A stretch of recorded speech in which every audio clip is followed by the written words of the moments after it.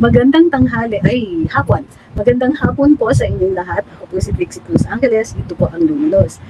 Simulcast po tayo, -1 So Facebook, sa TikTok, at saka sa YouTube. So hi kay Eric Alidin, Pobreng Brat Vlogger, Army, CRTV, Venom Snake, Daft Team, Violeta Peralta, Renato Bunga, Corazon, Cheat, Lynn, Edmond, Virgilio, Rosario Prelicias, Shirley, Ronaida, Lags, Laguera, Firefly, Starkey, Evelyn, Chit, Bright, Olivia, CHY, Edna, Beyonce Marikit, tingnan niya, J-Pro, Efren, Mylene, Glenn, Susan, and Ma'am Michelle. So, hi kay Jay. I'm okay, guys. Why does everybody keep asking if I'm okay? But, I appreciate it. Thank you very much. Hi kay Victor, kay Kors, Jay, tama ba? Noah, Belia, Wilson, great, Johnny, and Kamotero, tama ba yan? Josh, and so on. Adrian, Marwin, Green, Rambo, Johnny. All right, good afternoon po. So I wanted to take this opportunity this time to elaborate a little on charter change. So tatlo po ang paraan ng pagbabago ng ating saligang batas. Ito ay sa Constituent Assembly, through Constitutional Convention, at saka sa People's Initiative, as we are seeing now. Kasi ang nakikita ko ay may ilang mga nagpo-post sa Facebook na sila po ay naging naging kalahok inadvertently kasi pumipirma sila ng isang petition kaakibat di umano ng pagbibigay ng ayuda. We will talk about the di umano later on, ha? So, let's deal first with Constitutional Convention. Ito po ay favored ng marami but admittedly is expensive. Now, mahal ito kasi kailangan magkaroon muna ng eleksyon. Ang i-elect natin dito ay yung mga representante natin, kada distrito, ng mga uupo dun sa Constitutional Convention para sila po ang mag-propose ng magiging potential amendment sa ating saligang batas. Bakit propose at bakit potential? Kasi sila yung magfo-formulate, i-identify nila ano ang kailangan, ano yung dapat baguhin, pagdidebatihan nila ito, tapos sila rin mag-finalize kung ano yung magiging tanong. And that one is a little, this is where it becomes very important, di ba? Ngayon, mahal siya kasi nga mag-i-eleksyon. And then after elections, yung convention na yan, which will be the same number as congressmen there are diba? Kasi kada distrito yan. Sila po ay mag-discuss, magde-deliberate. Hindi natin alam din ganong katagal yan, pero babayaran sila ng sweldo. Kailangan may venue, and so on. So we have to be realistic about this. Mahal siya talaga. Pero, nandun yan sa saligang batas, admittedly, despite the fact that it is expensive, and very few government officials will acknowledge that although maganda nga siya, napakamahal. The reason they don't acknowledge it is, well, not really acknowledge, but what they do is, they say, masyadong mahal sa Constituent Assembly na hindi na po nagkakaroon ng debate kung anong mas maigi o hindi. Gayun pa man, nakikita natin, there are possible instances, such as now, when we would prefer na Constitutional Convention, kasi, yung purpose yung mga uupo doon ay elected for that precise purpose. Okay? Iba sila doon sa mga kongresista, iba pa yung mga yon, and Congress can continue doing its work. In other words, hindi maaantala yung kanilang trabaho, mayroong ibang body na tutuloy-tuloy sa ganon. Now, kung mapapansin niyo, in the last administration, si President Duterte ay nag-create na lang muna ng komisyon with the end in view na magkakaroon ng Constituent Assembly. So, what is a Constituent Assembly? Ang Constituent Assembly po ay yung existing congressmen at ang Senado will constitute themselves into the body that will propose the amendments. So, sila ang uupo. Imbis na may Constitutional Convention, in addition dun sa regular duties nila, sila ay magpupulong-pulong, magdi-discuss, magdi-deliberate, at magfo-formulate ng mga amendments sa saligang batas. Matapos nilang pagkasunduan ito, idadalhin din po yan sa referendum. Yan po ay the same in all kinds of charter change. Now, hindi siya as expensive kasi hindi na mag-i-election, hindi na tayo magbabayad ng panibagong sweldo, at hindi na tayo maghahanap ng panibagong venue kasi andyan naman ang Kongreso, andyan naman ang batasan, at maaari silang dyan po magpulong-pulong at mag-discuss. And in fact, maaari pa nilang gawin yun, let's say Fridays, Kasi normally, 4 na araw lang ang pasok ng mga kongresista. Okay, magalit. Pero 4 na araw lang kasi ang session ay Monday to Thursday lang. Fridays, usually, may mga committee na posibleng mag-meet ng Fridays, but it's there. Okay? So, usually kasi for administrative work, yung Fridays. So, yun yung Constituent Assembly. Now, doon naman sa People's Initiative, ito yung nakikita natin ngayon. So, ang kailangan ay, so there are 2 kinds of People's Initiative, o hindi lang pala isa, di ba? Yung una, itong nakikita natin, may iikot na petisyon at kailangan ng at least 10% of the total number of registered voters ang pumirma na payag sila. But in each district, kailangan may minimum of 3% signatures. Now, this might be a little problematic. On its face, ganda, di ba? On its face, tanga yan, para talagang represented ang mga tao, lahat ay kailangan pumirma, at yung pirma na ito, itong signature campaign na ito, ay kukolektahin, tama ba yung word na likom? Anyway, kukolektahin yon, tapos i-attach yan dun sa petition for amendment to the charter. So, pag nakilatis na ng COMELEC ito, at kumpleto yung mga dokumento nila at na-verify nila na ang mga pumirma ay at least 10%, tama ba 10%, of the total voting population. Double check ko lang ha, mahirap nang magkamali dito. Sorry po. Daming ads. Dali pasensya na po, sandali lang po. We will get to it in time. Ayun. People's Initiative.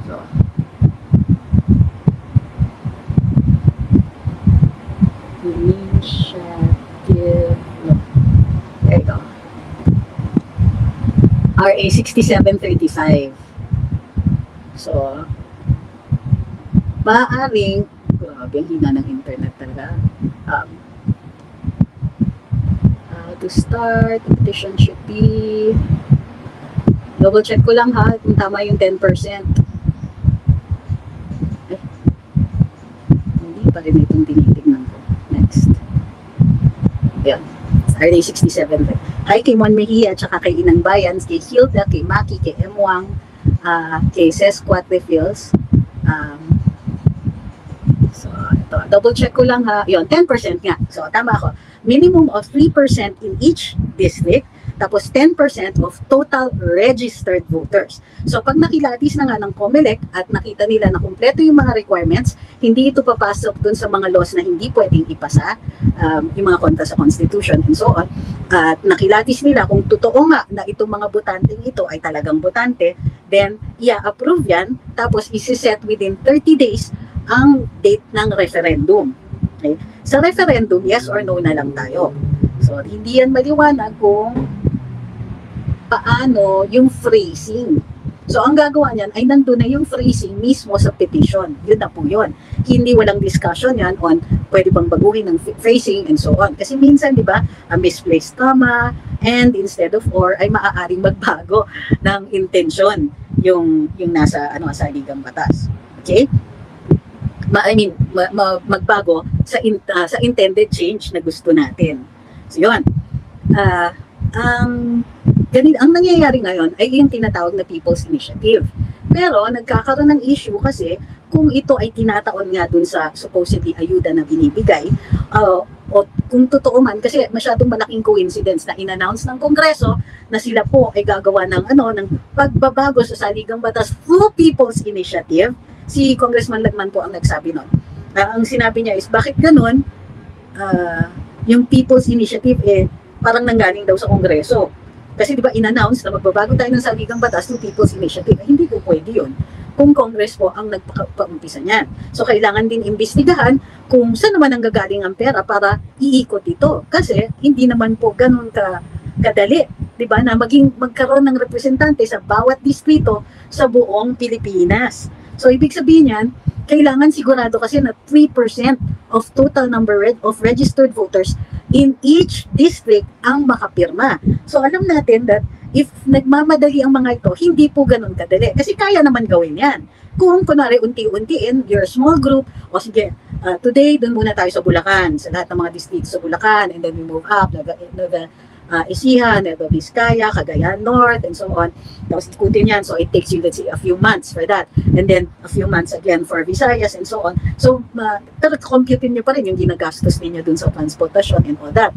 So, ang tanong is, di ba, meron bang nagpupondo nito? At kung sino ang nagpupondo, kung sakali, sino ang nagpupondo, at kung ano ang role ng Kongreso dito. Bakit all of us, Kongreso, yung nag-announce na magkakaroon ng People's Initiative. Bukod pa dito, although there is a certain attorney mentioned dun sa petition for charter change, hindi tayo sure kung mayroong grupo sa likuran nito, kung sino po ang, kung mayroong iba na pasimuno ng charter change na hindi lumilitaw doon sa petition.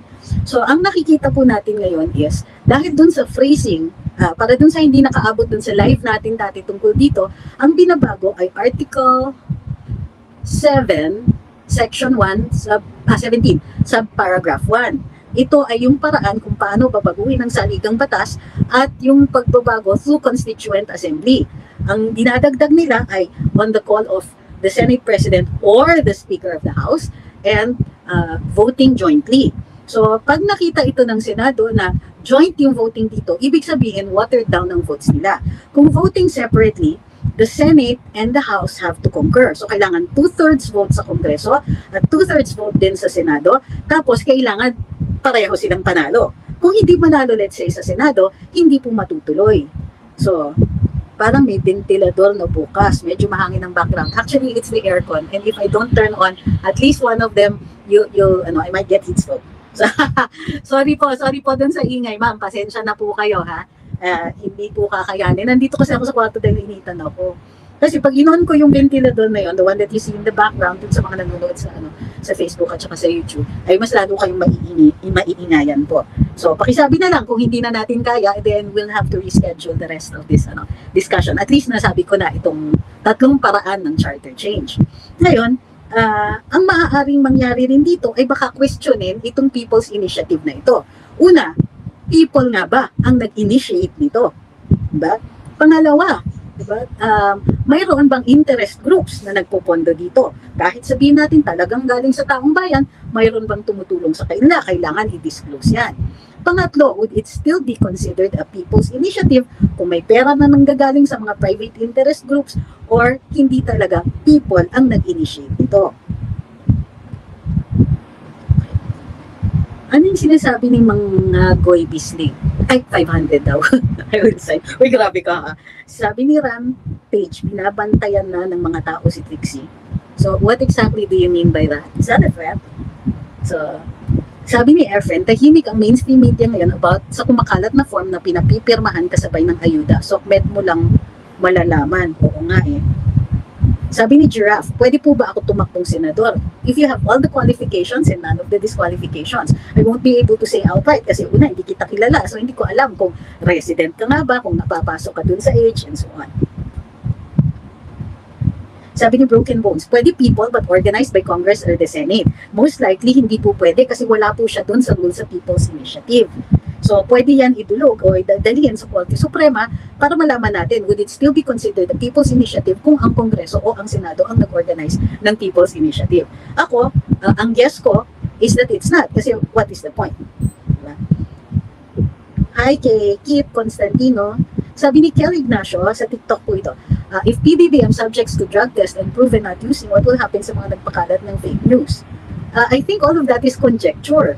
So, yung pagpapakalat ng fake news, first of all, ang pwede lang pong mag-file ng reklamo if any complaint is to be made will be the person who is harmed by it or damaged by it. So, my guess is the persons who maliciously misinform people will fall under either Article 154 or under libel. Ang problema sa Article 154 is hindi pa napapatunayan yung national interest na na-damage dyan. Sabi ni Francis Guevara, kahit parliamentary form muna next time na yung federal para may shadow cabinet na kabantay sa government cabinet. Ganito po kasi yon. And yes, I like the idea. Even if mag-charter change tayo at malagay ang parliament, what kind of details will there be? Okay, tingnan ninyo to ha. Tingnan ninyo to. We are concerned na ang mga oligarko nagko-control sa ating mga politiko. Will the parliamentary form of government address that? If it does, by all means, tara parliamentary na tayo. But we have to see kung ano yung safeguards na nilalagay nila para sure tayo na hindi ito a bunch of oligarchs that can perpetuate themselves in power. So para sa akin, anything na mababasag ang oligarko, anything na mas magiging democratic tayo, then by all means we must change the charter. Right now, yung mga taong nakaupo sa Kongreso who appear to be moving the People's Initiative, ako personally, I can't trust them. Pinakita na nila sa atin yung mga oppressive behaviors nila, pinakita na yung yung super ganadocious para defend nila ang si speaker, and for me, it's not a good idea that we will trust this one. I'm not saying that you should or that you shouldn't, but on me, personally, hindi ko sila type. Hindi ko kaya na i-endorso ang charter change na sila po ang gagawa. Kasi nagkamali sila, pinakita po nila yung morong-morong nangyari during the Committee on Franchises hearing.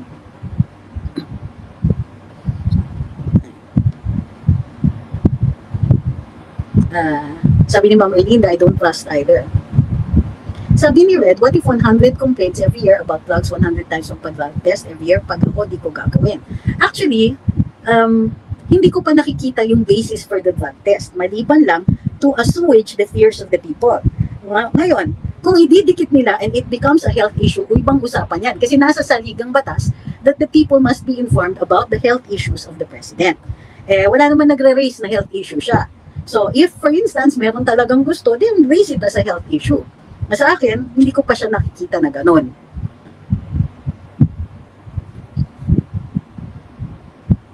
Ito, sabi ni Red, hindi yan yung pinag-uusapan natin dito. Bakit nyo ba pinipilit yung ibang issue? Ang issue natin dito ay charter change. Sabi ni Renato Ong, ito bang flexing ng muscles ng HOR dahil din sa emasculation ng presidency dun sa Cory Constitution? Now, believe it or not, the 1987 Constitution was formulated to be a parliamentary government. Pero at the last minute, medyo kinabahan yung mga tao ni Cory at inisip nila, teka, hindi pa tayo sanay, we don't know or we cannot control, baka biglang may magka-power grab dyan. Legitimately, ha?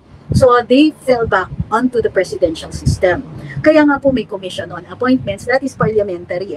So naging parang question hour yon, gigisahin yung mga cabinet secretaries bago sila ma-approve. Pero amendment na yon, imbis na maging question hour na pwede kang magpatawag ng cabinet secretary. Para sa akin, maganda yung question hour, pero we have to safeguard it na hindi parating pinatatawag ang cabinet secretary na wala nang trabahong nagagawa.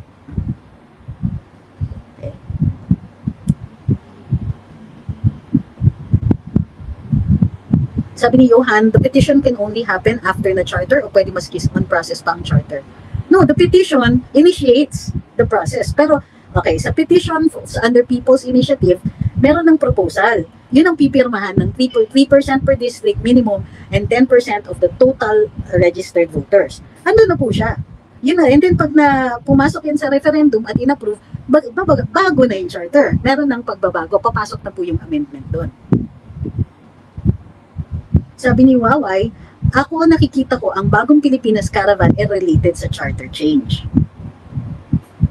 Pwede. Ay, hindi ko pa po nakikita. Ang nakikita ko lang kasi sa bagong Pilipinas ay ito ay branding campaign. So, pero siguro, abangan natin, mag-observe tayo kung yun po yun. Sabi ni Pambansang Loyalista, nakarating na po sa lugar namin ang form na pinapipirmahan nila, kakalungkot po. Okay.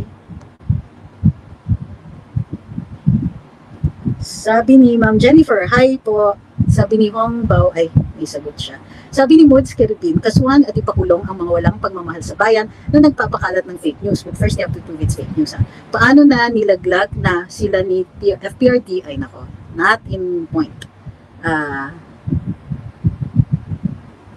Okay.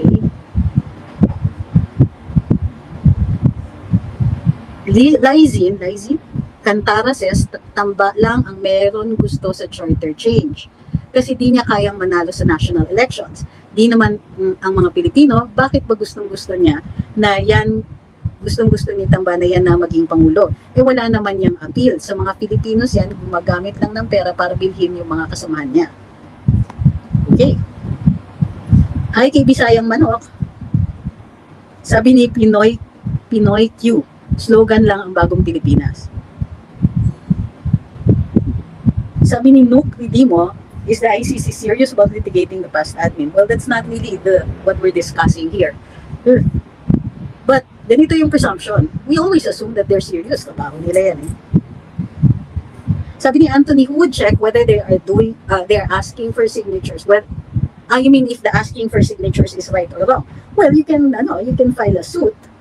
What do you mean dalawa po live nila?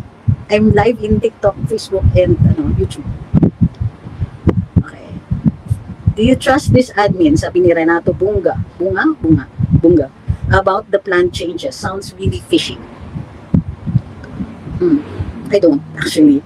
But remember, na ang puntirya ko dito is yung Congress. Kasi mukhang dun sa kanila nag-umpisa ito. In fact, si Congressman Lagman nga yung point out eh. Holyfield asks, can an individual raise a question in the Supreme Court following the concerns for this alleged illegal drug user president? What will you be bringing to the Supreme Court? Kasi, ganito yun, no? Para mag-akyat ka o mag-file ng kaso, kailangan meron tinatawag na cause of action. So, may mga elemento yan. Una, merong batas. Merong hindi sumunod sa batas. May damage. May taong na damage. Yung taong na damage, yung dudulog sa hukuman. So, ang tanong is, mayroong bang damage? Ngayon, iba-ibang levels yan. Merong mga direct damage, tapos merong iba na mga class suit, lahat kayo na damage. Meron ding taxpayer suit, kasi naapektuhan yung disbursement ng public funds that are paid for by the taxpayers. So, it will depend sa sitwasyon. So, ano po ang dinudulog dito? Pero kung yung illegal drug use, medyo malabo po yun. Kung sakasakali, this is a crime, di ba? So, dadalihin yan sa PNP. O for investigation and so on. Now, the big question is, gagawin ba ng law enforcement which is under the civil service of which the head is the president?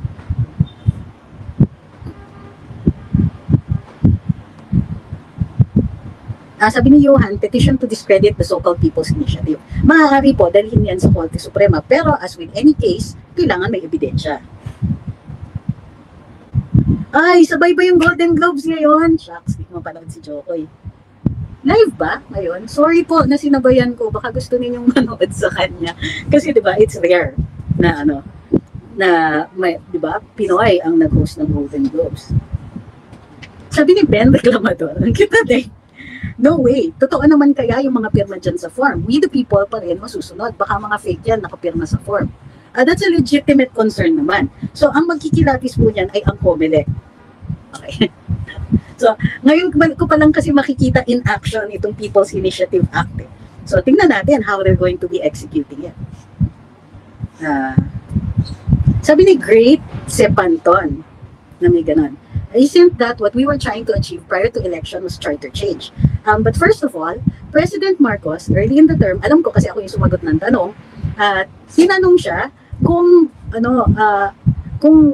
magcha-charter change ba, at sinabi niya not a priority at this moment. Okay, so in the first quarter of the first year of his presidency, he already laid that to rest kasi wala pa daw reason. Kailangan i-execute muna. So, kumbaga, syempre bago, kailangan i-execute muna ng administrasyon yung batas and see kung ano din ipagkukulang o yung mga kailangan na batas na baguhin. At kung sakasakali yung saligang batas ang kailangan baguhin, then that's when you initiate charter change. Now, ang sinasabi ni Great, isn't that what we were trying to achieve? Now, that's the problem with generic statements. Pag sinabi natin, we want charter change, nothing specific. Pag binigay tayo ng walang kakwenta-kwentang charter change or charter change that will oppress the people, do you still want that? See, when we hanker, and this is what I have been saying ever since, I am pro-charter change, but we will also depend on what kind of change we're going to make. Ngayon, ang sinasabi ni Speaker, yung economic provisions daw ang babaguhin. Unfortunately for the Speaker, na-address na po yan. Bukod sa mayroon tayong mga negative list of what industries can come in and can be funded even 100% foreign direct investment, at mayroon tayong Public Services Act that expands even the negative list, then my question is, which includes, by the way, airports si Attorney Larry nga ang nag-file ng petition na wag i-include ang airports kasi ito ay under, masyadong mataas ang public interest in that. Now, so when you say we want charter change, sure, we want charter change. Anybody would want charter change. The question is what change? Diba? And will we be given an opportunity to participate in that charter change? Diba? Maririnig ba nila tayo o sila lang ang magdi-discuss in our name? Kasi syempre, mga kongresista yan. At ang ating mga kongresista, they're already our representatives. So sasabihin nila, since we represent you already, kami na yung magsusulong nitong charter change na to. Will they hear us though? Kasi naboto na natin sila, nakaupo na sila. We didn't vote for them to change the charter. We voted for them to represent us in changing laws, in updating laws, repealing laws, and conducting hearings in aid of legislation, quote-unquote. Pero, itong pagbago ng saligang batas, ang mangyayari dyan is limited yung input natin. And yun yung sinasabi ko na mas malaki ang input kapag constitutional convention. Technically, sa People's Initiative, mas malaki din ang input natin kasi nanggagaling sa atin yan eh. Kung talagang nanggagaling sa atin yan, huwag niyong kakalimutan, sino ba gumawa ng batas na yan? Hindi ba yung Kongreso din? Okay. Sabi ni Rolando Plaza, and thank you for your super chat, why do you think Chacha was not pushed aside from the pandemic during PRD's term, especially since he was pushing it before his presidency? I actually researched that, and so, maybe I should thank you for that question. I hate people when you say that. Thank you for that question, because you're only buying time to think. Anyway, aside from that, why? Actually, he did. He created a constitutional commission to review the Constitution and to propose changes and to bring that to Congress as the blueprint for a constituent assembly. Okay? So, ano nangyari? Yung commission na yon, they found so many infirmities. Pati dun sa, naging problematic para sa kanila, pati yung pagpupush for a federalist republic. And President Duterte eventually sat down with them and discussed the changes that were being proposed. So sabi niya, paano yung federalism? Paano yung parliamentary? Hindi daw kakayanin until we figure out until we solve some problems. And pwede naman ultimately. Maganda pa nga yung mga naging proposals dun sa, sa initial stages of discussion. Halimbawa, paano ipagpupulong yung states? So, maganda yung narinig ko sa kanila according to, ano ba yun? Ethno-linguistic groupings. So, kung kunwari, Ilocano region, the Ilocano state. Diba? So, yung Ilocano speaking dyan, and so on. So, Bicol will be a separate state. Doon sa iba na posibleng linguistically or ethnically diverse, hahanapin kung ano yung common denominator nila. Whether it is a common historical experience or language or something like that. So, the president then proceeded to inform us. Sabi niya, may mga issues that have not been solved. Warlordism is one. Balkanization was another. The insurgency, NPA, the insurgency is also a major problem. Kasi kung magka-federalism ka, tapos may mga mahihina na states, we'll get back to the mahihina part later, may mga mahihina na states, magko-concentrate lang yung mga insurgents dun sa mahinang estado na yon, and they will end up with their own country. Diba? Pwede silang magsecede, or they could use that as a means to secede from the nation. So, another is, how do you address the economic inequality of each of the states? Kung hindi pa napapalakas itong mga to, hihiwalay-hiwalay na natin, baka hindi po sila makaparticipate fully in the system, or might, dahil falling under the weight of its poverty, I think that was how it was phrased, hindi nila kayanin, and then asked to be readmitted as part of the national, under the protectorate or supervision or as an autonomous region under the national government. So, actually marami pang sinabi si Presidente Duterte. Pero, and this was also echoed by then Mayor Inday, that she agrees that let's deal with the insurgency first. Kaya nga tingnan nyo, bakbak talaga dun sa insurgency.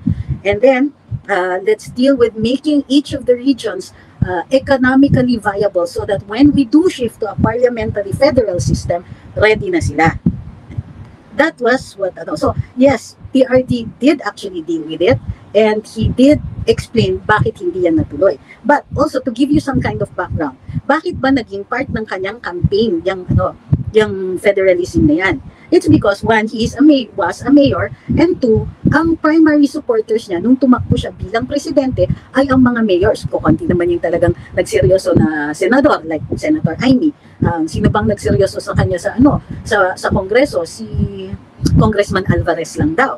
So, ang primary na nagdadala sa kanya, aside from we the people, ay yung mga mayors who wanted to develop, to further the local government code and make it a full devolution, ending in federalism. So, unfortunately though, sige, nangako siya, sige, isusulong natin yan. But then, he also sat down and actually made computations. Sabi niya, ay grabe, ang mahal. Especially if he was going to try to make sure na mangyari ito during his 6-year term. So, imagine niyo, aside from the local governments right now, kailangan patayuan lahat ng mga regional states or mga estado ng mga sarili nilang government, aside from the infrastructure needs and the funding needs in order for them to do that. Tapos yung mga gagawin na batas and so on. So the other proposal, which I think the president, but this is like a conclusion based on what he had said, was na isulong natin yung full devolution and make it work yung local government code, nang sa gayon ready ang mga local governments for a federal republic later on.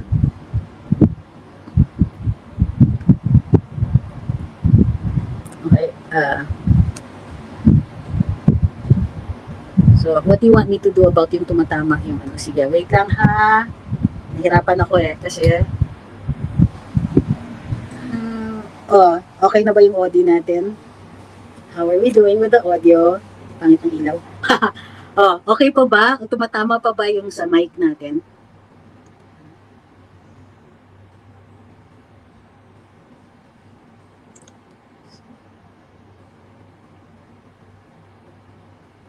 Sabi ni Arvin Vlogs, bakit puro na lang si Tamba ang nasusunod? Bakit walang nagtatanggol sa bansa natin? Hindi ba pagka tayo ay nagsasalita laban doon, ay pagtatanggol din yun? Or anong klase bang pagtatanggol ang gusto ninyo? Kasi para sa akin, as long as we have to obey the law also. So ano yung ina-allow ng ating saligang batas? It allows us it allows us to speak out. But very little beyond that. Sabi ni James, nakita mo recent trust and approval ratings ni VP Sara, siya pinakamataas with 74 and 78. Hindi pa po. Sabi ni Jason Duga, di ba mahirap yun, attorney? Baka yung mga nakapirma ay hindi naman naintindihan kung para saan yung pinipirmahan nila. Yeah, that's the reason why posibleng i-question siya later on sa mataas na hukuman, di ba? Grabe, pangit ng ilaw. Sandali, sorry. Yun. Sabi ni Ma'am Marisa, Attorney Roque says that siya ang kauna-unahang magpa-file sa Korte Suprema na harangan niya ang People's Initiative kuno na yan. Well, then that's good. Diba? At least, napag-usapan na natin at maiintindihan po natin kung ano ang mga pangyayari at kung paano nag-work yung ating yung system of laws. Diba? Gideon asks, can Congress be dissolved? Yes, with charter change. Sabi ni Dominic Di Mayo, watch niyo po yung video ni Tatay Digong. Ay nako. Talagang meron mga tao na nagpipilit ng kanilang topic. Sinulong na nga natin yung mga theories, nagalit lang kayo. Ngayon gusto ninyong galitin pa sarili ninyo pag nasagot ko kayo. Sabi ni Happy Drag Meal, federalism at abolition of the party list system. It is being used by the enemies of the state to milk from the government they are trying to dethrone. Hindi ako pro-abolition ng party list system. I am pro-reform. Kasi ito po ay pagkakataon para dun sa mga taong hindi madalas naririnig ng mayorya para meron silang pagkakataon na magsulong ng mga batas specific to certain interests. Halimbawa, kung ikaw ay special needs or meron kang pamilya na special needs, kung ikaw ay meron kayong special interest such as na hindi na isusulong ng mayorya. Halimbawa, yung senior citizens, nag-benefit po sila dito. So, ang problema is, Diyos ko, yung mga decisions ng Korte Suprema, naman ang aking filter sa TikTok. Okay, dun sa yung mga decisions ng Korte Suprema at saka yung batas mismo na ginawa ng Kongreso para i-carry out itong particular na batas na ito, medyo problematic. So, kailangan pong isaayos yan. Para nang sa gayon, yung tunay sila na representante ng mga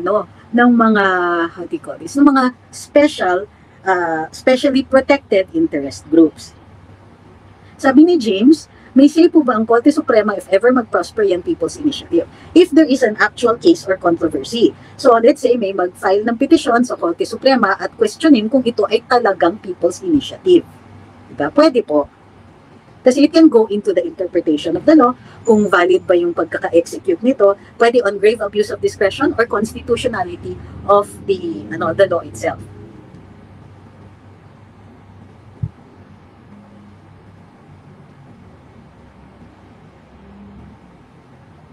But also, napansin ko, kay Happy, you have to tell me kung bakit federalism will fix whatever you think is wrong. Kasi kailangan i-connect natin yan. Kasi we will not be able to fill in the gaps of the details unless you can articulate, and you might have to later on, kung bakit federalism ang sagot.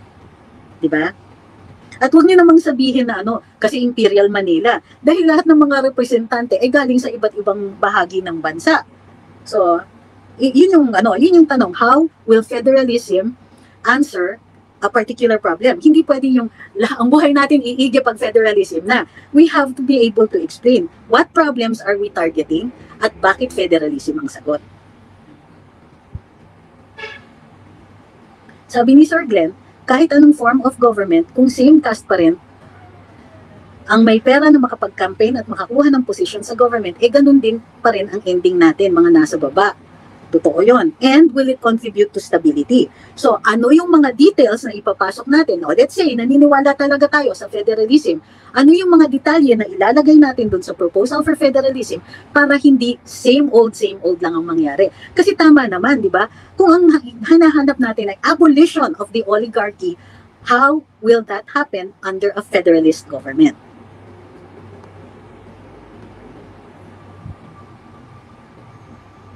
Sabi ni Happy, it's so funny that it would take people power junta, kudeta, military junta, civil disobedience, and war to be able to change the Constitution.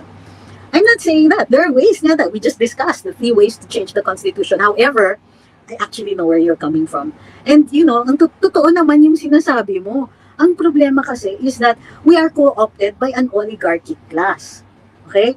Ito yung, tama, sabi ni Anthony, sila pa rin. Yun na nga aren't we just helping? We have to look at it, kasi tama naman si Happy Ang sinasabi niya bakit kailangan talagang mayanig yung mundo para lang mabago natin yung gobyerno at mabago natin yung mga nakaupo? Kasi kung masyadong pro-oligarchic ang inuupo natin, wala naman talagang tunay na pagbabago. Kasi they can pay lip service to us, diba? Sabihin, sige, bibigyan namin kayo ng party list para yung mga special needs ninyo ma-address. Pero ang mga pinapanalo natin ay mga kamag-anak din ng mga oligarko o yung mga nakaupong mga opisyalis na si Bunso, wala siyang posisyon kasi mayor na si nanay, congressman si tatay, ang kuya ay konsehal, congresswoman na yung si ate, paano si Bunso? Gawa tayo ng isa pang congressional seat. Diba? So, so yun, tama si Happy But, so now, we have to figure out, is charter change going to change that? Or kailangan ba muna natin i-address ang issue na why governments keep allowing rich people to get very, very rich? Yung alam nyo yan, some people are so rich that they can actually buy the country. They can buy any public official, they can guarantee, takbo ka, supportahan kita. Di umpisa pa lang, no matter how well-meaning the person is, kung ang nagpondo sa'yo ay oligarko, di may utang na loob ka dun. So, how do we change the system? How do we change it so that mas equitable, mas fair, yung mga hampas lupa tulad natin ay makakaangat, makakapasok dun sa sa administrasyon, can become the leaders nang sa gayon talagang nakikita yung problema ng mga, ordinaryong mamamayan. Di ba? Sabi ni Ma'am Stormy, pro-charter change po ako, pero wag muna ngayon, I don't trust this admin, lalo na si, who. Ay, sorry po. Nasangga, pasensya na po. Ay, sorry. Sorry po. Hindi ko inayos yung aking Okay na yung sound, yay!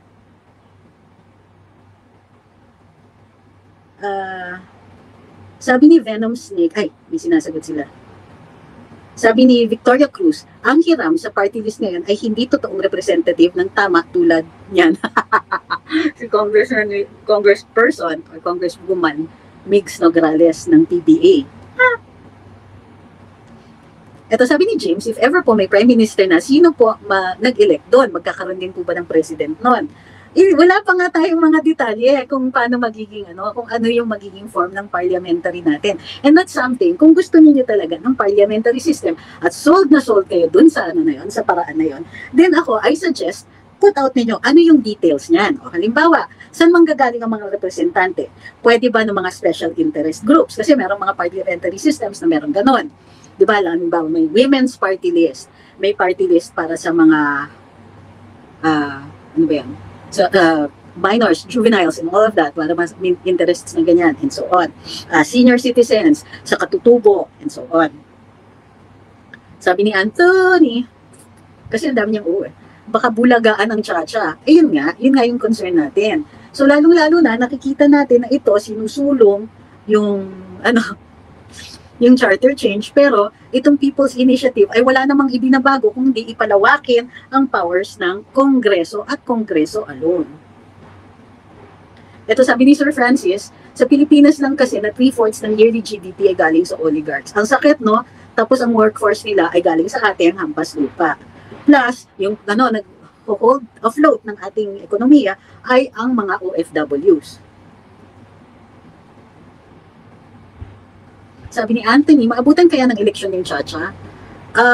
If mag-succeed ang petition na ito at hindi ito ma-challenge sa Korte Suprema or i-allow ng Korte Suprema, kaya, next year ng eleksyon, di ba? Tama ba? 2025, July? Di ba? May. Hindi natin alam. Pero ang tingin ko, baka sa susunod pa. Di ako sure, ha? Because we don't see kung gaano kabilis yung progress nito.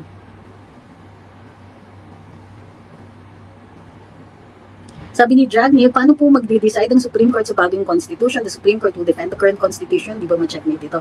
I don't think it's the new versus the old. It's as to whether or not the law on charter change has been executed correctly. So, base dun sa batas, and then later on, base dun sa lumang constitution, kung yung pagbabago sa yung paraan ng pagbabago ay naaangkop dun sa batas at yes, sa lumang saligang batas.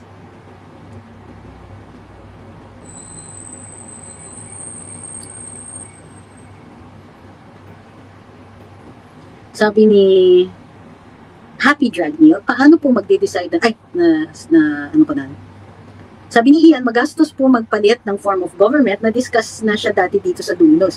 Given our financial standing priority, mas angkop sa atin ang unti-unting pagpapalit ng Constitution. Yes, but whether it is unti or malaki, it will take the same amount of money. Diba? Tama si Enrico, sabi niya, sana matanggal ang NDF Connected Party List, ACT Party List, wala naman nagawa.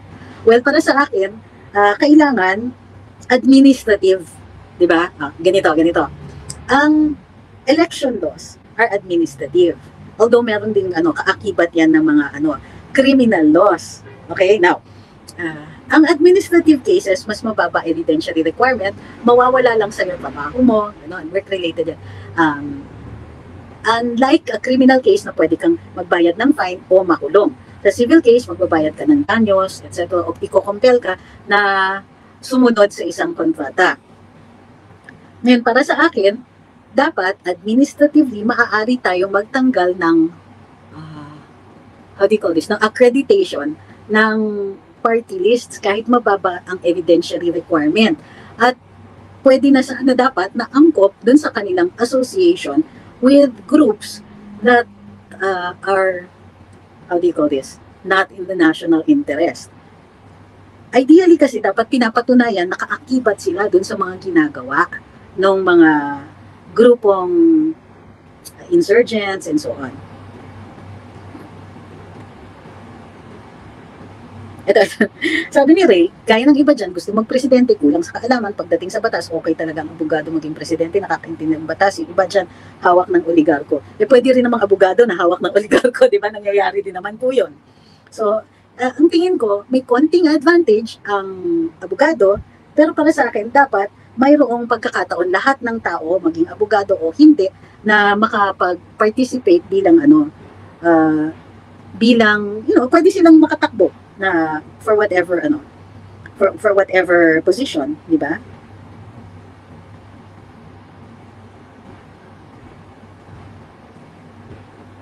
Sabi ni Jeff, dati po akong nagbabarko and I see the corruption inside the maritime industry. Ayoko nang bumalik dahil wala rin namang mapupuntahan yung tax na binayad ko. Same time lang ata ni PRD sa time lang ni PRD gumanda yung kalakaran.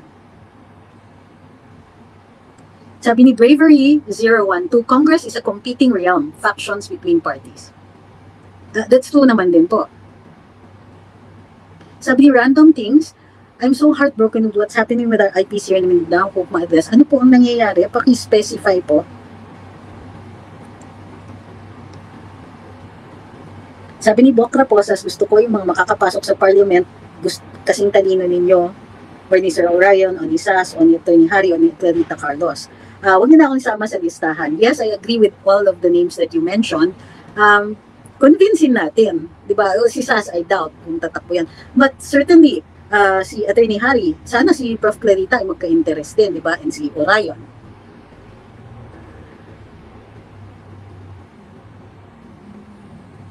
Okay. Sabi ni Kel, in your opinion, ano po ang unang dapat baguhin bilang first step para matuloy ang cha-cha? Anong klaseng cha-cha, sir? So you have to tell me, sir or ma'am. Hindi kasi maliwanag eh.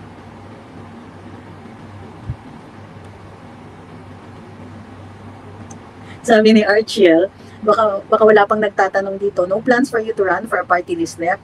Dami kaming mag-aabang, sutil followers kami.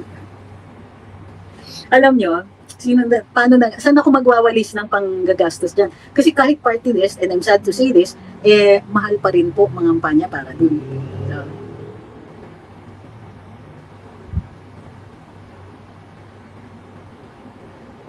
So, sa China, mas maraming engineers na nasa pamahalaan. Tingnan nyo China ngayon.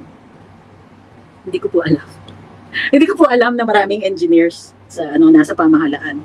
But you know, you're right because from personal experience lang, I have no expertise on the matter. Pero ang tingin ko dyan is, yes, logical kasi mag-isip ang mga engineer. Hindi nga.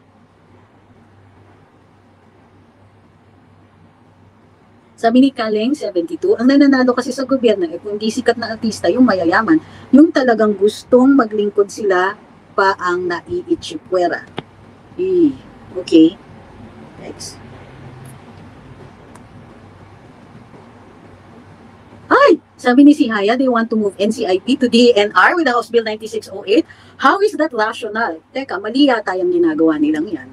Parang, hindi ako sang-ayon dyan, ha? Ayun. Just curious how much to run for party list. I don't have the exact amount that hindi ko alam talaga. But I know it costs a lot. Kasi, dun pa lang sa pag-accredit ng party list, gagastos na kayo. Tapos mga ngampanya. So, let's say, at least ang regular na congressman, isang distrito lang siya tatakbo. So, yun lang iikuti niya. Ang regular na party list naman, ay kung saan-saan ka pupunta. Unless regional yung party list mo.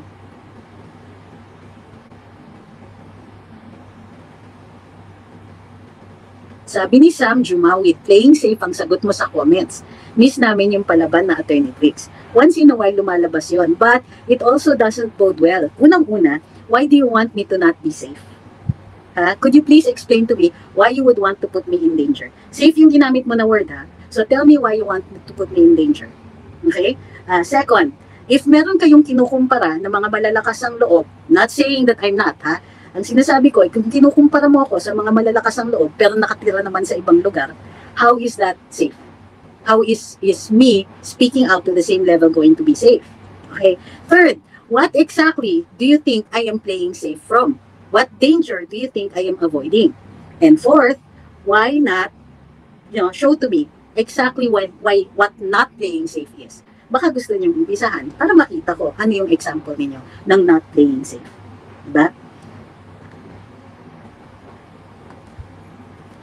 Ako pa talaga yung playing safe, no? The fact that I am capable of making informed statements without putting myself out there to be, vulnerable to a charge of, to a charge of libel or inciting. Masyado naman kayong nag-e-expect. Let me see.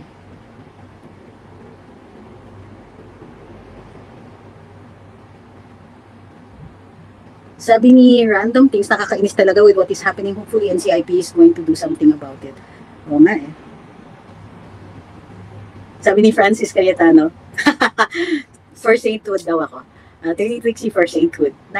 Salamat ha. Parang yung samurai na saint na namalagi sa Pilipinas. Samurai saint. Sino yun? Just going so out of it, hindi ko po alam. Okay, tinatanong ni Mount Cabin, alam nyo na? Alam ko na ano? Na ano, my goodness, please don't say things like that. Alam ko na ano? Nangyari. Di ba?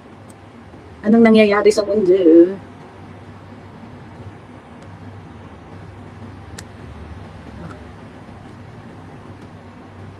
Meron kasing pumapasok na messages eh. Double check ko lang. Okay. Maiba tayo. Ang cute mo tonight. Hindi po! Hindi po talaga. Tignan nyo, ang dami na. Ay, bags. Ano yan Malapit na maging designer label yung mga yan. Hindi po bukas yung iba kong mga messages. Ano kaya nangyayari? Glowing. Parang parang radioactive pag glowing. Sabi ni Carl Icahn, glowing kayo. Diyos ko, parang bumbilya ba? O o radioactive. Kapaeng, Stevie official comment. Teka, nasan si Kapaeng? Saglit, nahanap ko siya. Saglit ha, merong mga nagtatanong eh. Nasaan? Hindi ko makita. Ayun. Sabi ni Kapaeng, Stevie official, may mga pinaiikot na mga pagpapapirma sa mga tao dito sa amin, lalo na nung Sabado may meeting kami sa barangay namin. Okay, so kailangan nyo pong i-document yan. Tingnan natin po kung magkakaso nga si Attorney Harry Roque, then they will need that kind of evidence. If it constitutes evidence. Nga, hindi ko alam kung ano nangyari dyan.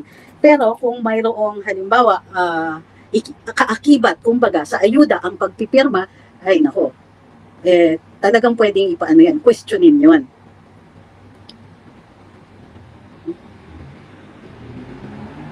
Bakit may copy sa COMELEC? Di nga kami pumirma.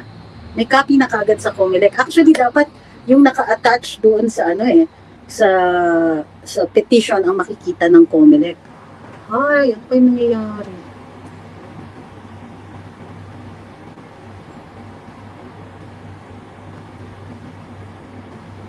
Sabi ni Boy A. Blue, there is more laughing watching the Senate hearings with Tulfo and Padilla in it than watching Dolphy and Panchito.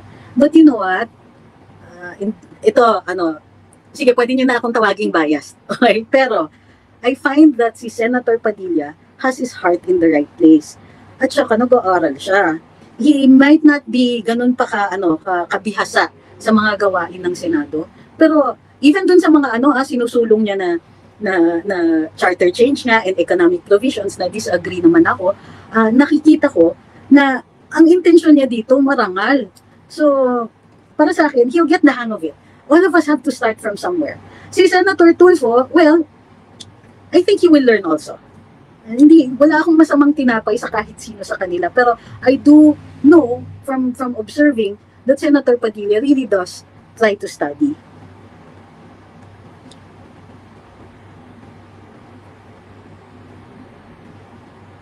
Okay. Sabi ni Alphabet, sa mga algorithm mo ng mga naganap about video expose at comments ni PRD doon ay maliwanag na may laman ang mga sinasabi mo.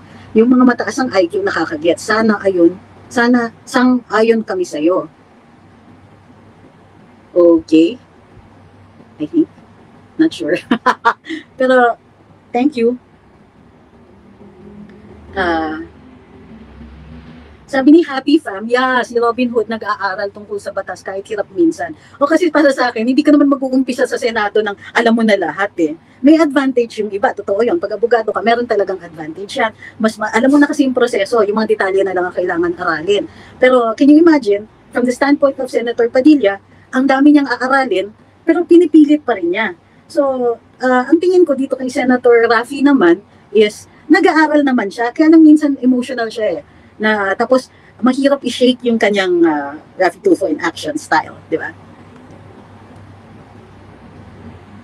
Sabi ni Kapa, hindi lang ako nakapag-video, sige sa susunod pag nagpapirma uli sila, grabe, kala siguro nila di kami aware sa nangyayari dyan sa Congress. Parang minamadali talaga. Oo, kasi pag nagbabago ng saligang batas, wala namang masamang mangyayari kung fully informed tayo, di ba? In fact, kailangan fully informed tayo para pag bumoto tayo sa referendum, alam natin kung anong magiging consequences ng pagpipirma natin. Sabi ni Turquoise Blue, sa Surigao del Sur daw po, ang sabi ng nagpapapirma ng papel na charter change tayo para mas maraming pumasok na investors. Binago na nga natin yung batas para maraming pumasok na investors eh. Finines na nga nila yan. Besides, ano ba yung nasa batas na nagsasabing hindi pwede ang foreign investors dito? O kailangan lahat ng investment ay 60-40? Hindi po totoo yan. Manufacturing is 100%. Okay, telecoms, pwede po ang foreign direct investment. Airport nga pwede, ang taas ng national security issue dyan. Pero pwede siya. So ano pa po ba exactly yung sinasabi nilang hindi pwedeng foreign direct investment na kailangan pang i-nationalize? Na-nationalize na gusto nilang buksan. Diba? Sabi ni Anthony, asa na ang report ng HR with regard to Chacha? Sabi ng speaker, ginagawa nila while on break. Hindi nga nila pa nilalabas. Pero i-check natin, baka naman nasa website nila. Huwag mag-rely masyado sa media kasi hindi lahat ng media ay interesado dun sa mga pinag-iinteresan natin. Sabi ni Chupel ng Riyadh, basa muna bago pirma, hahawag pera muna bago pirma. Alam mo, kung malinis ang hangarin nila, walang kondisyon yung pera na yan. Kung ayuda talaga yan, bakit kailangan pumirma sa charter change bago bago nyo ibigay? Actually, that's not what I said. Sabi ni 007 din, nabanggit niyo po na ang weak, inutil presidency ay isa form of corruption or betrayal. Kung ganun po, katulad niyo na pwedeng maging strong leaders at ayaw tumukuhay sa Grabe, bumalik sa akin. Salamat, medyo nasampal ako doon. Pero ganito ang sinasabi ko is an inept. So ineptitude, yung hindi fully informed, etc. na mga officials natin. At sinecond the motion ako dyan ni Ombudsman Martires. Ang hindi marunong o yung inept or ano ba tawag doon? Basta yung syusyunga-syunga na government official, is a form of corruption. Kasi you're elected, lalo na kung elected ka, di ba? Or appointed, even if you're appointed, you are appointed for a specific purpose to do your work. Pero kung you're burdened by your ignorance, then how can you do your work? The people do not get the value for the salaries that they pay you. So tama po kayo on the one half. And in sa other half, well, kung hindi daw kami tumakbo. O sige ganito, pag hindi nyo naman kami binoto, anong tawag doon? Sabi ni Karikawa News, jacket. Sabi ni Holyfield, ang concerns lang siguro ng Amended Public Service Act is pwede mo question sa Supreme Court anytime on its unconstitutionality.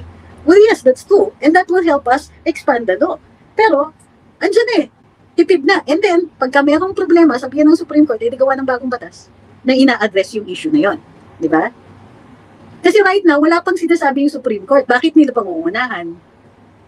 Sabi ni Igin Langin, si most traveled ay inepto. Sabi ni Mazinger, wala na bang issue ng polvoron? Ewan. Ang daming galit na galit dun sa sa theories ko kagabi. Sabi ni Willie Folioso, charter change from presidential to parliamentary o amendments lang? Parang malaki kasi masyado pag yung form of government ng binabago. So ang tingin ko dyan, charter change talaga. Ang amendments naman is charter change. Pero ang tingin ko dyan kasi pag malaki, kailangan ng convention. Kasi maraming babaguhin.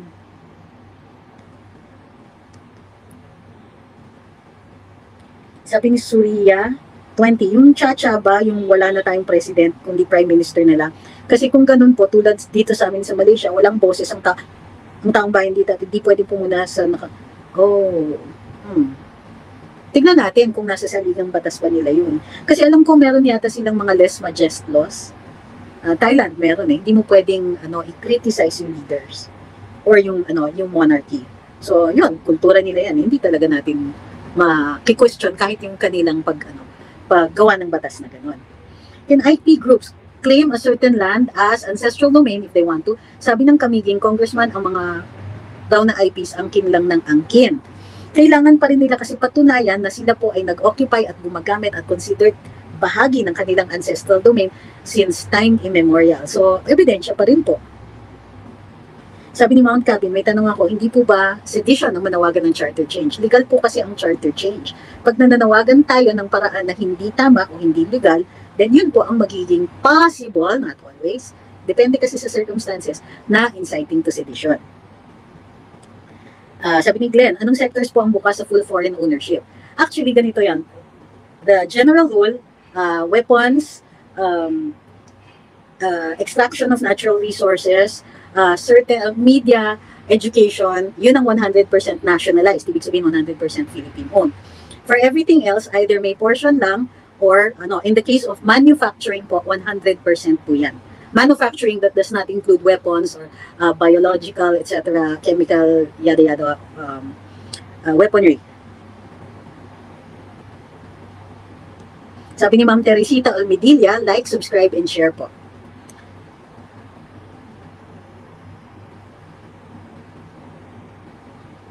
Sabi ni John Fabico, isn't that illegal use of public funds or bribery, signature in exchange for monetary aid? Yes, actually.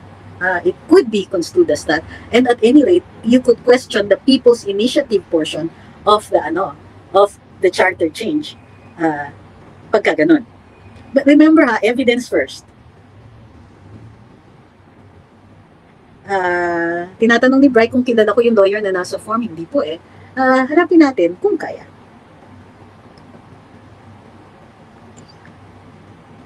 Isa lang sagot sa mga pangamba ng taong bayan, sabi ni Turquoise Blue. Tanggalin ni Presidente yung pinsan niya sa pwesto, is causing chaos, like with anything, guys, unang-una, elected official yon. So, ang paraan ng pagtatanggal sa kanya ay through, Committee on Ethics sa Kongreso. Diba? Kasi kahit mag-file ka ng administrative case, hindi po siya matatanggal. At kahit kunwari, criminal case, nakita niyo naman kung ano nangyari kay Laila de Lima, diba? Senador pa rin siya kahit nakakulong at nagnililitis.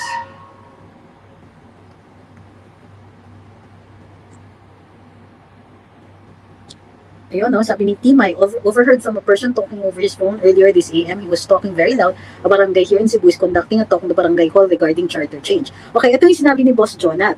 Normally, pag may charter change, tayo ay nagkakampanya. So, we campaign for or against, ganyan-ganyan. So, itong mga nagsusulong, normally mga kampanya yan. Pero itong nangyayari, parang, yun ang PNR campaign nila. May dala kami ayuda, baka gusto niya namang isabay yung pagpirma ng resibo ninyo at saka yung pagpirma dun sa petition for charter change. Yan po ay maaaring questionin sa hukuman. Sabi ni Ma'am Glorifina Lauro, ganito, kukus-pukus, delikado talaga ang ating inang bayan, lalong-lalo na ang mga kabataan, the next generation. Sana maagapan with divine intervention. Kakatakot talaga. Wala pong mawawala sa atin kung tayo ay dumudulog sa Panginoon. Diba? Kung naniniwala kayo. Kasi merong iba talaga na pag sinabi ko, dasal naman tayo, pagdasal mo naman na, teka, atheist ako, o teka, agnostic ako, parang, okay, sorry po. Sabi ni Enrico Evans, okay lang po ba videohan kung may abutan ng pera during pirmahan ng tsa-tsa? Wala po bang balik sa amin? Now, make sure walang reasonable expectation of privacy dun sa transaction. So kung kunwari, nasa barangay hall at kahit sino pwedeng pumasok, pwede nyo pong videohan at pwede nyo pong kunan ng picture. Ang hindi ko lang sure is kung anong klaseng tao yung mga opisyalis nyo dyan. Sabi ni Anthony, it seems that Chacha poses serious risks to checks and balances based on their moves. I think I agree. Okay, Harold Serrano is asking, what do you think of 500 billion ayuda? I disagree with it completely. Parang it's 2024. Next year is an election year. What do you think, diba? Sabi nga nila is that, the entire premise of our constitution is based on the fact that the exhortation that people should be suspicious of their government. And I am very suspicious of this government asking for that kind of a budget for ayuda. They don't even specify it. Is this for natural disasters? Is this for, strikes? Ano bang meron dito? Sabi ni Boy A. Blue. As the Constitution says, it is government by the people, for the people, and of the people, it can be deduced that it is the fault of the people. On this, I disagree. Okay? Once you put people in a position of power, It's very difficult to take them out. Particularly dito sa sistema natin, we can't just take them out. You have to wait until elections. That's why many people want parliamentary. Gusto nila yung kahit kailan pwedeng tanggalin sa posisyon tong mga to. However, understand na even in a parliamentary system, ano pa rin siya, member of parliament pa rin yung tao kasi he's elected for a particular period, matatanggalin mo lang siya from a position of authority kung ang parliament din ay siyang umuupo sa executive. Sila yung parang cabinet secretaries, magiging ministers sila for the cabinet.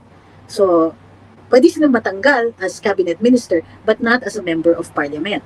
Well, general rule, unless we say otherwise. Sabi ni Mount Cabi, nakalagay sa barangay hall namin bawal mag-video. Pwede niyong questionin, bakit po bawal mag-video? Hindi ba itong barangay hall ay isang bulwagan para sa taong bayan, particularly yung mga taong nasa mga barangay? Na? Ito ay public building. Ano ang dahilan kung bakit hindi maaaring mag-video dito? At gumawa ba sila ng ordinansa para dito para kayo ay maparusahan? Kung sakasakali maaaring humingi po kayo ng kopya ng ordinansa na yon na nagsasabing bawal mag-video sa loob ng bulwagan ng barangay. Baka naman bawal mag-video under very specific circumstances. Yun po ay ibang usapan. So, kailangan alamin ninyo ano yung batas niyan. So, dapat may barangay ordinance. Kung wala pong barangay ordinance dyan, pwede nyong i-contest yung rule. Ngayon, nag-video kayo, oy, bawal mag-video dito, may sign. Kung mo ba't may sign, ibig sabihin, bawal na. Diba? Bakit nasa ng ordinansa? Meron po ba kayong ordinansa? Kung walang ordinansa, hindi nyo ako pwedeng parusahan para dito. Okay? Ano to si Yueki? Ikaw ba'y sarcastic? Sabi niya, yes, may president pa rin. Maganda sana kung monarch, kaso wala tayong ganon. Actually, hindi tayo monarchical. Even in the pre-colonial times, meritocracy talaga tayo. At mayroon tayong kinikilalang iba't ibang genders. So, mas ahead pa tayo sa mga woke. Jeff says, federal parliamentary system sana, unicameral sana, the VP and the President ay magkasabay sa MCU as the Vice will be the head of government and the President will be the head of state. Okay, so what problems are we solving by doing this? Kasi you're proposing na, sige, let's change the government, but there must be a reason. So, why will this system, what will it solve? Why will it be better? Diba? Makakatipid po ba tayo? And so on. Okay. Wala po kanina yung audio kasi may tumawag. Sorry po, para dun sa mga naantala, pasensya na po. May audio na po kasi hindi na po tumatawag yung tumatawag kanina. Sabi ni Boy, the people electing incompetent officials are to be blamed for the failure of government, not the Constitution. And this, sir, is where I disagree. If your government keep the people poor and ignorant, then it is their fault. Ignorance is not the fault of the person who is ignorant, especially if that ignorance is born out of poverty. So, kung hindi makaangat, dahil kinubra na ng oligarkiya lahat ng mga malalaking negosyo at hindi pa maaaring lumaki ang mga munting negosyo natin, kung ang oportunidad ay hindi napupunta sa lahat ng tao, yan po ay hindi kasalanan ng mga taong naging mangmang, bunga ng kanilang kahirapan, bunga ng pagpapahirap ng gobyerno, bunga ng kawalang pagkakataon. Nako, don't get me on my high horse, I can go on forever. Sabi ni Willie Folioso, the 1973 Constitution is 100% district level, walang nationally elected MP. Good point. Sabi ni Joey, is it true that that Marcos Sr. proposed to convert the Philippines into a monarchy? I'm not sure. I have not seen any evidence of that, so I need to do the research to be able to answer your question. There are some people who think that having a monarchy is good. I disagree. We were actually very enlightened before the Spaniards came. So, meron tayong gender equality kahit noon pa eh. Last few questions. Hi kay Boss Jeff. Ma'am Stephanie says, gawin na lang king instead of prime minister. Sabi ko lang, kung sino man yung ambisyoso na yan. Sorry po. Para may title siya forever to serve yung ego niya pero wala siya pwedeng pakialaman sa batas sa government. Taray ni ma'am. Sabi ni Wang, okay, hypothetically, if there is a coup affected by treasury bond investment, it depends po kung ano yung magiging pagbabagong matapos ng takeover. Kasi yung dinidescribe ninyo is only a means of changing the government. What those changes are going to be will determine how we're going to be affected economically and if such changes will affect investments like treasury bonds. Sabi ni James Carlo, hindi po ba ang NPA ang makikinabang sa kaguluhan nito? Bakit tahimik sila? Yung katahimikan nila, well, di ba, tinatanong pa po ba yan? So, pero the rest of it, hindi ko sure kung talagang sila ay nakikinabang dito. Monarch na pala ang tawag natin doon sa isang yun. Sabi ni Holyfield, Monarch is paying much money to decorate someone with luxury using Philippine taxpayers' money. Ouch! Okay, so maraming salamat sa pagsubaybay sa live namin ngayon. Wala po tayo ngayon sa Rumble kasi I was using the phones and the iPad. Ang init kasi dun sa where the laptop is, hindi talaga minove, no? So maraming salamat po sa pagsubaybay ninyo. Maraming salamat sa nagpadala ng stars at saka nagpadala ng super chat at super sticker. Ay, okay, last question. Why do you think Chacha was not pushed? Binasa pala natin yan kanina. So thank you kay Rolando Plaza at saka kay Rise Up TV para sa inyong mga super chat at super stickers. Thank you very, very much po. Tapos, thank you sa lahat po ng tumambay. Ay, sabi ni Roger, ay, tapos na. Ngayon ka lang dumating, Roger? I'm so sorry. Mamaya sa TikTok magla-live ako ulit because there are college students where we have discussions on politics and alam mo nakakatuwa sila because hindi sila nagagalit, hindi sila angry magtanong at wala silang pinupush na agenda. It's such an intelligent group and usually gising sila kasi pag gabi. So mamayang gabi, nasa TikTok po uli kami to discuss politics. Ano lang, and it can be anything dito. Ang bawal lang talaga yung bastusan. Kasi merong mga tao na pagka hindi ka nag-express ng opinion na kapareho ng kanila, hindi naman nakaka-argue ng maayos kung kaya't nagagalit na lang. Tapos kung ano-ano na lang sinasabi, puro mga ad hominem and so on. So, dapat sa mga diskusyon din natin, kailangan open tayo. Pakinggan natin ang kabilat-kabilang panig, magkabilang panig, para informed yung mga decisions natin. At makinig din tayo kapag mayroong gustong mag-propose ng, ito yung teorya ko. Huwag natin pagtawanan kasi iba-iba rin naman ang karanasan natin at inabutan na pag-aaral. And so, yung ginagawa natin, madali kasi sa TikTok eh. So, but kung kakayanin, ila-live din po natin sa YouTube as well. So, sabi ni Ben Reclamador, thank you, first time here, very interesting topic. Opo, so don't forget, like and share sa lahat. At naku, maraming salamat. I really appreciate everybody's participation. Sabi ni Army, can it be shown via YouTube for those who don't have TikTok? Opo, realize ko na hindi po lahat ng tao ay nasa TikTok, no? Hindi po lahat ng mga lugar ay may TikTok. So yes po, kung hindi nyo mamasamain na mag-live tayo uli mamayang gabi, which means patutulog muna ako ngayon. Kasi mapupuyat na naman ako. Alilate na naman ako sa karambola mamaya, bukas. So, sana we copy na the US Constitution, sabi ni Bob. Pag-usapan natin yan. Diba? Maganda yung mga, ako gusto ko yung mga detalye na ganyan. Hindi pwede yung sasabihin natin, gusto ko federalism. Kailangan, bakit federalism? Ano yung problema na sinasagot natin? So sige, kung gusto nyo, mamayang gabi po, mag-live tayo ulit. Pero yun ang pag-usapan natin. Bakit gusto ng federalism? Bakit gusto natin ng parliamentary? Ano ang gusto natin exactly para kung sakasakaling magkaroon ng pagkakataon i-discuss itong mga changes na ito, ready na tayo. Diba? So, at saka gumawa tayo ng mga provision na naaangkop sa atin, sa mga Pilipino base sa ating experience. Minsan-minsan, mangungopia talaga tayo, pero kailangan it works for us. Okay? So, sige, see you all mamaya. Tinatanong ni Neil, kamusta ang suspension mo? Hindi po ako suspended kasi nag-file ako ng motion for reconsideration at nililitis pa po at ongoing po ang paglilitis tungkol din sa matter na yan. So kung ang pagtatanong nyo ay tunay na gusto ninyo ng impormasyon, yun po ang condition ngayon. Yun po ang status ngayon. And therefore, since hindi po final ang decision ng Korte Suprema, hindi po ako suspended. Okay? Happy na po kayo? O sabihin nyo rin po yan dun sa lahat ng mga gustong mag-call tungkol dun, hindi po yan totoo. Okay? Para dun din sa mga nagsasabi na disbarred ako, kayo po ay very dangerously coming close to a situation where you are vulnerable to a lawsuit. And lalo na kung ang nagsasalita ay abogado. Kasi maaaring magsabi ng Korte Suprema, bawal magbuli ha. Huwag niyang bubuliin yan kasi hindi pa nga po tapos. Okay? So sabi ni Igin, salamat sa word of the day, Inet. Wala naman po. Ano man. Salamat po. See you all tonight. Yung mamaya ha, magbaon ng mga ng mga chichirya and all that. Kasi chill-chill yung mga discussions mamaya. Hindi ako magle-lecture. Gusto ko lang marinig kayo. Okay? Sabi ni Jojo ko, Steam replay na naman daw siya. Uy, mamayang gabi, magla-live ulit tayo. Yun nga, chillax, pero mas gusto ko po na na marinig kayo. So, magbabasa ako ng magbabasa ng mga komento ninyo. Please, please be ready with your questions and with your proposals.